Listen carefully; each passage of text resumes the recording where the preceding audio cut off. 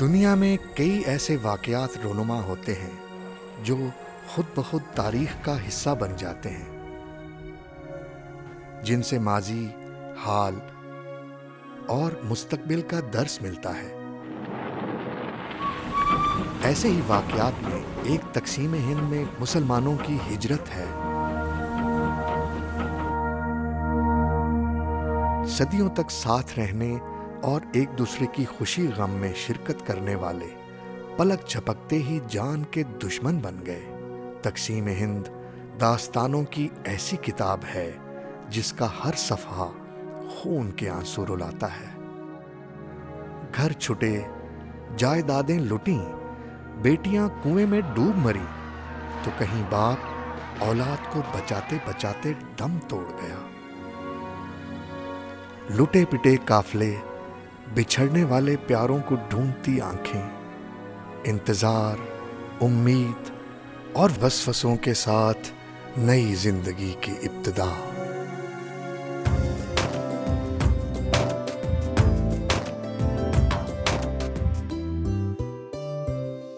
مل کر ایک جھونکا آخر طوفان بنا تھا، وہ مل کر ایک جھونکا آخر طوفان بنا تھا۔ یوں پاکستان بنا تھا، یوں پاکستان بنا تھا، یوں پاکستان بنا تھا، یوں پاکستان بنا تھا۔ میرا نام نصیر احمد ہے، ولد میاں فضل کریم آمد، ایک شیخ برادری سے تعلق ہے۔ میری پیدائش 9 فروری 1939 کلکتہ کی ہے۔ مٹیا برج ہاسپٹل تھا کلکتہ میں، وہاں ہے۔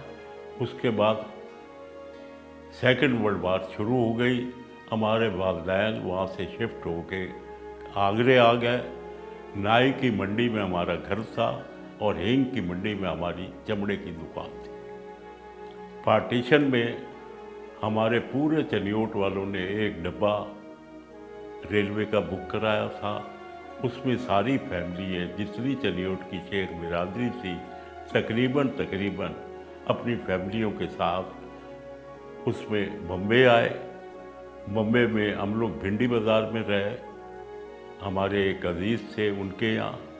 اس کے بعد چھوٹا سا جہاز تھا، بحری جہاز تھا، سوناوتی، جس کا ہیڈ آفس سٹی کورٹ کے سامنے لال رنگ کی بلڈنگ میں ہے، کیمل اسٹریٹ کی کارنر پہ آج بھی موجود ہے وہ بلڈنگ۔ سندھیا کمپنی میں سوناوتی جہاز تھا چھوٹا سا، اس میں ہم کراچی آئے۔ پھر اونٹ گاڑی میں ہم لوگ جوڑیا بازار میں ایک ہمارے عزیز تھے ان کے یہاں 1-2 دن رہے۔ اس کے بعد ہم چنیوٹ کے لیے روانہ ہوئے۔ یہاں سے کراچی سے خانے وال گئے، خانے وال ایک رات رہے اسٹیشن پہ۔ پھر چھوٹے سے پیسنجر ٹرین میں چک جمرہ گئے، جو چنیوٹ سے 16 میل دور ہے۔ اس کے بعد ہم نے ایک اسٹیم ٹرک تھا لوڈنگ، اس میں بیٹھ کے ساری فیملی چنیوٹ پہنچے۔ ہمارے آبائی باپ دادا کے گھر سے وہاں ہم لوگ آباد ہو گئے۔ میرے 10 بہن بھائی تھے، 6 بہنیں اور 4 بھائی۔ 2 بڑے بھائی تھے جن کا انتقال ہو گیا، مگر وہ اتنے کائنڈ اور اتنے اچھے تھے کہ ہمیں بالکل والد کی طرح انہوں نے ہماری پرورش کی۔ آج تک جو بھی کفالت تھی انہوں نے کی۔ چنیوٹ میں پہلی کلاس میں داخل ہوا۔ ہم لوگ کلکتہ میں کولو ٹولہ مسلمانوں کا ایریا ہے، ہمارے ننیال وہیں ہیں، آج بھی وہاں رہ رہے ہیں۔ تو ان کا کلکتہ میں ڈیری فارم تھا ہاوڑا برج کے پاس۔ تو جتنے مسلمان، نا خدا کی مسجد بہت بڑی مسجد ہے، اس کے پاس 3-4 ہوٹل تھے امجدیہ اور مسلمانوں کے، وہ سارے دودھ ہمارے نانا جی سے لیتے تھے۔ हमारे नाना जी का इंतकाल हो गया 1939 में। उसके बाद हमारे मामू जो थे उन्होंने इसको संभाला नहीं, क्योंकि कलकत्ता उस वक़्त फिल्म इंडस्ट्री का घर था। उनका शौक़ बजाय कारोबार की तरफ हमारे बड़े मामू का ज़्यादा, उनके फ्रेंड बन गए सनी, महबूब खां, ये डायरेक्टर थे, और AR कारज़ार, उनसे उनकी बड़ी दोस्ती हो गई।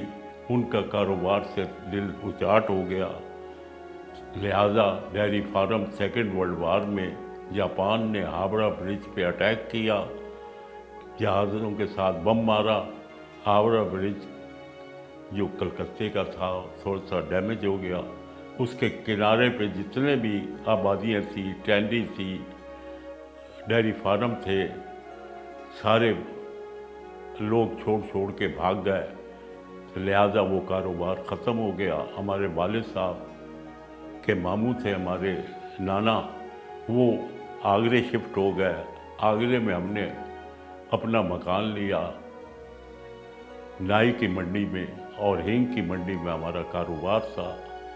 वो पार्टीशन में फिर सारे चनियोट वालों ने मुत्तफ़िका ये फैसला किया, चनियोट बिरादरी ने, कि यहाँ से शिफ्ट हो जाया जाए पाकिस्तान। हिंदुओं के महल्ले अलहदा थे, मुसलमानों के अलहदा थे, मगर वहाँ पे कोई किलिंग विलिंग नहीं और ना लूट मार हुई। आपस में बड़ा दोस्ताना था, घर आना जाना था, और बिल्कुल कल्चर एक जैसा था, मुसलमानों का भी हिंदुओं का भी, कि गाना बजाना और डांस मुसलमान भी करते थे, हिंदू भी करते थे।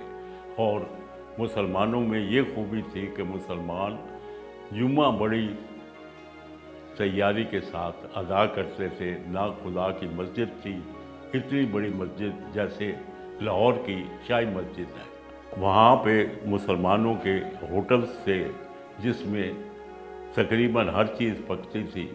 गाय का गोश्त भी मिलता था, बकरे का भी मिलता था, कोई लड़ाई झगड़ा नहीं था।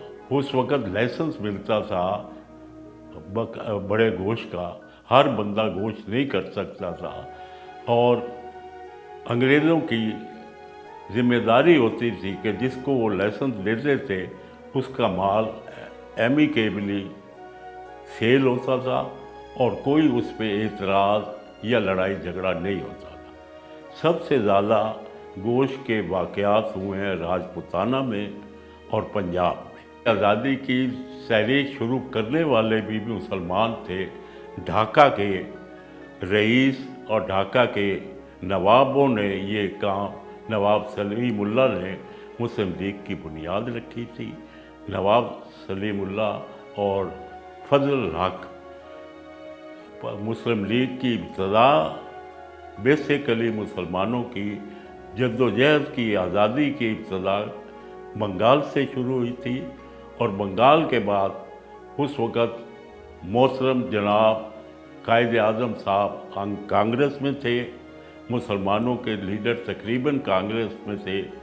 उसके बाद कायद आज़म ने यह महसूस किया कि मुसलमानों को एक क़यादत चाहिए।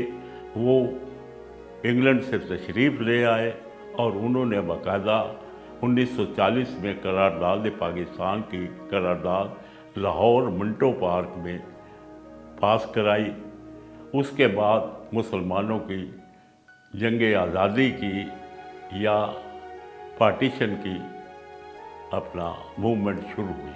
मुस्लिम लीग के जलसे होते थे और मुसलमान बड़े एहतमाम के साथ, वर्दियों के साथ, फ्लैगों के साथ अटेंड करते थे। लेके रहेंगे पाकिस्तान, पाकिस्तान अलहदा मुसलमानों का एक अलहदा मुल्क होगा, जिसमें जन्नत नुमा तहरीक होगी, जन्नत नुमा इंसाफ होगा, मदीने की रियासत होगी।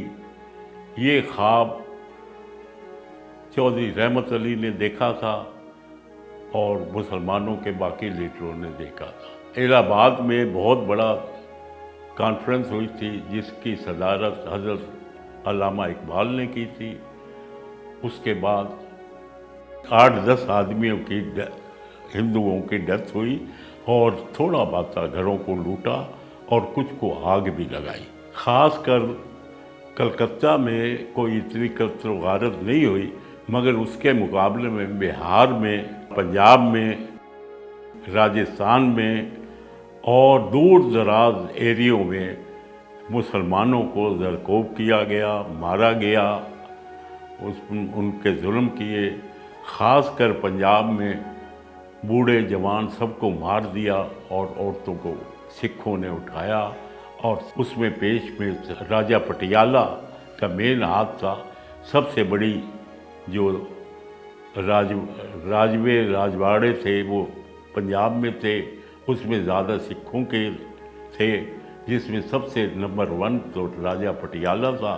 राजा पटियाला के पास बाकायदा एक छोटी मोटी फ़ौज भी थी। फ़ौज ने बाकायदा सिखों को मदद की और मुसलमानों से जुल्म किया। मेरी उम्र के और मेरी उम्र के बड़े लोग जिन्होंने ये देखा है वो कभी भी ये बात न भुला सकते हैं ना माफ़ कर सकते हैं। मुसलमानों को कत्ल इस तरह से किया गया कि गाड़ी खड़ी कर दी जंगलों में। वो बाकायदा सिख आए, उन्होंने मुसलमानों को लाइन में लगा के तलवारों से और गोलियों से मारा। मुसलमानों के चूँकि ड्राइवर ज़्यादा हिंदू थे, उन्होंने गाड़ियाँ खड़ी कर दी, मुसलमानों को मारा। ख़ास कर दिल्ली से लाहौर तक जितनी ट्रेनें आई उसमें से 25% ट्रेनें पहुंची, बाकी 75% मार दी गई और औरतों को उठा लिया गया, जिनसे ज़्यादती भी की शादियां भी की गई। वो आज भी उनकी औलादें वहाँ पे सिखों के घरों में परवरिश पा रही हैं।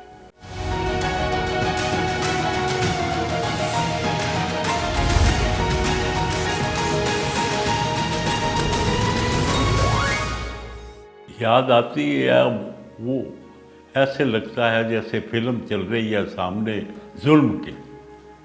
वो बात जिसने देखी है, जिसने सुनी है, वो कभी नहीं भूल सकता, चाहे मरते दम तक।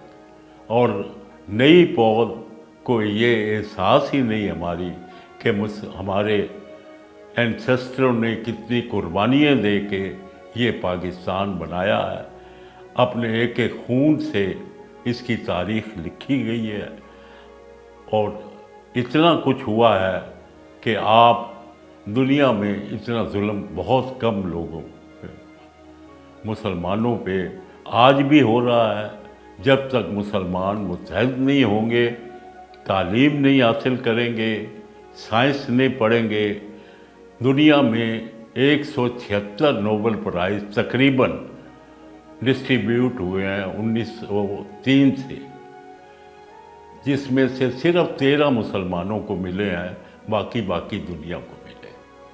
मुसलमानों को अपना तालीम की तरफ आना चाहिए, इखलाक की तरफ आना चाहिए, मज़हब की तरफ आना चाहिए, अपनी राह खुद बनानी चाहिए। तालीम से सारी बातें कवर हो सकती हैं, मगर अफसोस के 47 से आज तक हमारी गवर्नमेंटों ने तालीम पे वो तवज्जो नहीं दी जिसके लोग मुस्तहक थे। मुसलमानों के साथ बहुत ज़्यादा नारवा सलूक किया जाता था कि अंग्रेज़ों ने मुसलमानों से हुकूमत ली थी। अंग्रेज़ों का रवैया मुसलमानों से हिंदुओं के बाद सबसे ज़्यादा हसद का और ज़ालमाना था। वो हिंदुओं को ज़्यादा प्रेफर करते थे, मुसलमानों को कम दर्जे का शहरी समझते थे, और छोटी जो पोस्टें थी वो मुसलमानों को देते थे, तो अपर और बड़ी पोस्टें हिंदुओं को देते थे, जिसका असर ये हुआ कि मुसलमान तालीम के मामले में पीछे रह गया और हिंदू आ गया। ये तो सर सैयद अहमद और चंद हमारे मुसलमान लीडरों ने मेहनत की, मुशक्क़त की, फतवे अपने ख़िलाफ़ बनवाए और इस तालीम के इदारे बनाए जहाँ पे लोगों ने तालीम हासिल की पार्टीशन के बाद उस तालीमी इदारों का ये हालत है कि उन्होंने हिंदू ज़्यादा भर्ती कर दिए हैं और मुसलमान वहाँ कम है। जैसे बनारस यूनिवर्सिटी है, इस तरीके से हिंदुओं ने अलीगढ़ यूनिवर्सिटी का भी हाल कर दिया। कलकत्ता से तो हम लोग पार्टीशन सेकेंड वर्ल्ड वार के बाद ट्रांसफ़र हो गए आगरे। आगरे में हमने नाई की मंडी में मकान ले लिया एक, और हींग की मंडी में हमारा कारोबार था। उसके बाद पार्टीशन में हमारी बिरादरी ने पूरी ने, चनियोड़ बिरादरी ने ये फैसला किया कि यहाँ से ट्रांसफ़र हो जाना चाहिए। तो बाकायदा एक रेलवे का बोगी बुक कराई, उसमें तमाम हमारी फैमिली बैठी। वो आए झांसी के रास्ते बम्बे। झांसी एक शहर आता है जिसमें हिंदू बाकायदा रेलवे स्टेशन पे असला लाठियाँ लेके खड़े थे और नारे लगा रहे थे कि वहाँ ट्रेन खड़ी होगी, और उन्होंने बोर्ड भी निकाल दिए थे रेलवे पटरी के। मगर इत्तेफाक से 2 बलोच रेजिमेंट के सिपाही साथ थे, और रेलवे का मतलब ट्रेन का इंजन ड्राइवर मुसलमान था। उसने बजाय गाड़ी रोकने के आहिस्ता आहिस्ता गाड़ी वहाँ से निकाल ली, इसलिए वो कामयाब ना हो सके। तो सेफली बम्बे पहुँच गए। बम्बे में कोई कत्ल गारत कोई ऐसी बात ना थी। उसके बाद हम लोग सोनावती जहाज़ पे कराची आए, कराची से खानेवाल से चक जुबड़ा। हम लोग 3 दिन में पहुँचे। छोटा सा जहाज़ था, बहुत छोटा, जितना आप तसव्वुर कर सकते हैं, छोटा सा स्टीमर था। उसमें हम आए, बैठने की जगह भी नहीं थी, बड़ा मुश्किल से लोग खड़े थे। मतलब है कोई क्लास वलास नहीं थी कि फर्स्ट क्लास सेकंड क्लास ये क्लास। जिसको जहाँ जगह मिली थी, खाना पीना जहाज़ के अंदर था। खाने में रोटी थी, प्याज था, मामूली सी सब्ज़ी थी। ज़्यादा तो हमारी फैमिलियों ने टिफ़िन बम्बे से ही अपने घरों में बनवा लिए थे, वो इस 3 दिन इस्तेमाल किए। कराची पहुंच गया। यहाँ सब सिर्फ सवारी थी ऊँट गाड़ी की। ऊँट गाड़ी में हम लोग वोल्टर मार्केट आए। इस्लामी चौक पे हमारे एक मोहतरम रहते थे, उन्होंने हमें छत दे दी। छत पे हमने 2 दिन गुजारे। उसके बाद रेलवे में खाने बाल गए। लोग छतों पे भी बैठे हुए थे। हमने चूँकि डब्बा बुक करा लिया था यहाँ से भी, तो सारी फैमिली आराम से वहाँ पहुँच गए। उस वक़्त पाकिस्तान बन चुका था। 14 अगस्त हमने अपनी आज़ादी का दिन कर लिया था, और इंडिया ने 15 अगस्त कर लिया था। ट्रेन बड़ी सेफली पहुँच गई थी। चनियोड़ के हालात थे कि हिंदुओं के घर जले हुए थे, घर टूटे फूटे थे। हिंदू कॉलेज के कैंपों में पनाह गज़ीर हो गए थे, और ट्रकों में इनको ले जाया जा रहा था लाहौर की तरफ। हिंदू कोई मुसलमानों के साथ कैंपों से घर जाते थे, सामान अपना निकाल के सड़क पर रखते थे, नीलाम करते थे। किसी का उन्होंने 20 रुपये मांग लिए तो किसी ने कहा 1-2 रुपये कहते थे ले लो। उन्होंने कोशिश की अपना सामान बेचने की, और बाज़ गए ही नहीं। बाज़ ट्रकों पे, ओपन ट्रकों पे, मतलब ये बड़े हाई वाल ट्रक से लाहौर जाते रहे। वहाँ तो हमारे अपने आबाई घर से बाप दादा के हम अपने घरों में सेटल हो गया। कोई सामान तो हमारे पास थे नहीं, सिर्फ वही थे, टैची केसी थी, कपड़े थे, बस उसमें हम लोग आ गए। और बैंक ऑफ इलाहाबाद से जो भी थोड़े बातें पैसे थे लोगों ने ट्रांसफ़र किए। चनियोड़ पे पानीपत के इन्होंने डिसाइड किया था कि पंजाब के लोग पंजाब में आबाद होंगे, बाकी लोग जो हैं वो हिंदुस्तान के सिंध में और कराची में आबाद होंगे, और बिहार और बिहार से परे ईस्ट पाकिस्तान आबाद होंगे वाया आसाम। तो वो सेटलमेंट बड़ा कामयाब रहा, कराची का भी और वहाँ का भी। मगर पंजाब का कत्ल गारत बहुत ज़्यादा पंजाब में और बिहार में हुई। बिहार में तो सुना है कि उस वक़्त अखबार भी आते थे, एक गरीब अखबार था, एक ज़फ़र अली ख़ान का ज़िम्मेदार अखबार था, ये दो अखबार, नए वक्त भी था, पाकिस्तान टाइम भी था, ये 2-3 अखबार थे जो मुसलमानों की तर्जुमानी करते थे। तो इसमें था कि बिहार में बहुत ज़्यादा कत्ल गारत हुई है और पंजाब में तो इंतहा हो गई है। मुसलमानों के जज्बात ये थे कि हमें हर चीज़ मिल जाएगी, मकान भी मिल जाएंगे, कारोबार भी मिल जाएगा। जब पाकिस्तान बन गया तो बनाने वाले जो लोग थे मेन, खान लियाकत अली ख़ान और कायद आज़म, एक यहाँ पे रामपुर के थे, उनको चीफ कमिश्नर बनाया था। वो बंदों को पूछते थे आपने कौन सी सर्विस चाहिए, वो सर्विस पे वो उसको अपॉइंट कर देते थे, ख़ासकर अपने एरिए के। और अगर कोई पठान, पंजाबी या बलोची आता था तो उसको कहते थे आपका तो इतना बड़ा सूबा है, आप अपने सूबे में जाइए और बाकायदा वहाँ आपको नौकरी मिल जाएगी, मरकज़ में आपको आने की ज़रूरत नहीं है। जब हम इंडिया से पाकिस्तान पहुँचे तो हमने अपने आप को ये महसूस किया कि हम जन्नत में आ गए हैं, अब इंशाअल्लाह हमें दुनिया की हर चीज़ मिलेगी और हमारी अपनी ख्वाहिश जो हम चाहेंगे तो वो गवर्नमेंट उसकी पूरी करेगी। पाकिस्तान लाशों पे बना है, पाकिस्तान खून दे के बना है, खून की हिस्ट्री है। जवान लोगों को चाहिए कि तालीम की तरफ